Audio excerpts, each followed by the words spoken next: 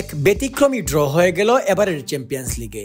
আবার মুখোমুখি হবে সেই বার্সেলোনা এবং বায়ার্ন মিউনিখ। পিএসজি কে খেলতে হবে ম্যান সিটির সাথে।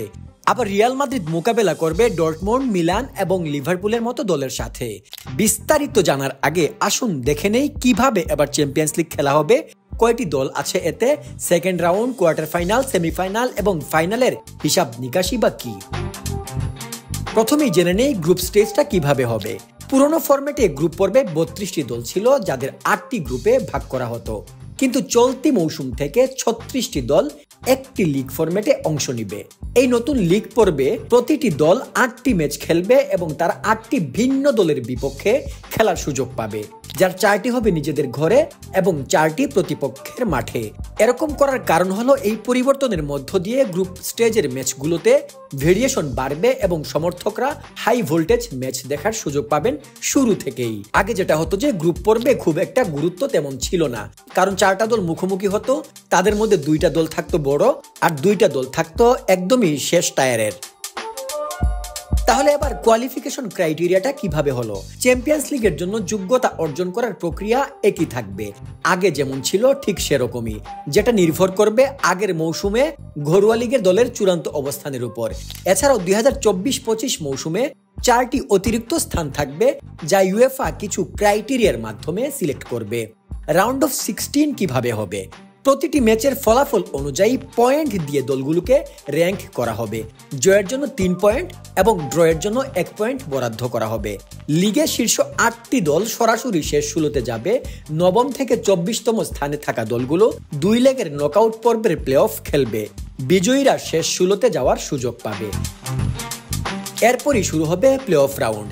এই পর্বে নবম থেকে 16তম স্থানে থাকা 8টি দল 2 লেগ বিশিষ্ট প্লে অফ রাউন্ডে একটি করে নকআউট ম্যাচ খেলবে 17তম থেকে 24তম স্থানে থাকা 8 দলের বিপক্ষে। আবারও খেয়াল করবেন, এই পর্বে নবম থেকে 16তম স্থানে থাকা 8 দল 2 লেগ বিশিষ্ট প্লে অফ রাউন্ডে একটি করে নকআউট ম্যাচ খেলবে 17তম থেকে 24তম স্থানে থাকা 8 দলের বিপক্ষে। এই প্লে অফে জয়ী 8টি দল শেষ 16তে যাবে। তারা গ্রুপ স্টেজের শীর্ষ 8টি দলের বিপক্ষে রাউন্ড অফ 16 খেলবে। যারা 25তম বা তার নিচে থাকবে তারা টুর্নামেন্ট থেকে বাদ পড়বে এবং ইউরোপা লিগেও সুযোগ পাবে না। লিগ এবং নকআউট পর্বের মধ্যে সমন্বয় আরো মজবুত করার জন্য এবং লিগ পর্বের সময় খেলাগুলোর প্রতি আরো আগ্রহ বাড়ানোর জন্য নকআউট পর্বে প্রতিপক্ষ নির্ধারণের সময় গ্রুপ স্টেজের র্যাঙ্কিং বিবেচনায় নেওয়া হবে। শেষ 16 থেকে ফাইনাল পর্যন্ত নকআউট পর্বের ধারা আগের মতোই থাকবে, যেখানে প্রতিটি রাউন্ডে পরাজিত দল বিদায় নেবে এবং ফাইনাল একটি নিরপেক্ষ ভেন্যুতে অনুষ্ঠিত হবে, যা ইউএফা নির্ধারণ করবে। ফাইনালের আগ পর্যন্ত ইউসিএল এর সমস্ত ম্যাচ মিড উইকে অনুষ্ঠিত হবে, যেন উইকেন্ডে ঘরোয়া লিগের ম্যাচে কোনো সমস্যা না হয়।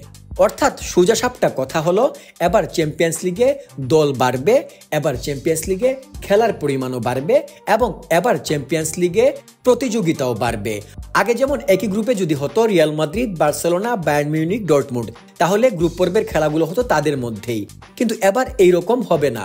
তাহলে আসুন দেখে নিই বার্সেলোনা এবার কাদের সাথে খেলবে। বার্সেলোনা বায়ার্ন মিউনিখের সাথে, বরুসিয়া ডর্টমুন্ডের সাথে, আটলান্টার সাথে, বেনফিকার সাথে, ইয়ং বয়েজের সাথে, ক্রেভানা জেভাদার সাথে, স্টেট ব্রেস্টের সাথে এবং এস মোনাকোর সাথে খেলবে। প্যারিস সেন্ট জার্মেন খেলবে ম্যানচেস্টার সিটির সাথে, বায়ার্ন মিউনিখের সাথে, অ্যাথলেটিকো মাদ্রিদের সাথে, আর্সেনাল, পিএসবি, সালজবার্গ, জিরোনা এবং স্টুটগার্টের সাথে।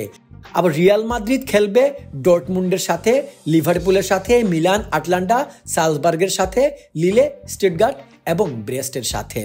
তো ঠিক এইরকম করেই এবারের চ্যাম্পিয়ন্স লিগের ড্র অনুষ্ঠিত হয়েছে। নতুন এই চ্যাম্পিয়ন্স লিগের নতুন ফরম্যাট সম্পর্কে আপনার চিন্তা ভাবনা কি? আপনি কি মনে করেন এতে চ্যাম্পিয়ন্স লিগ তার আকর্ষণ বাড়াবে নাকি আগের চেয়ে আকর্ষণ কমে যাবে?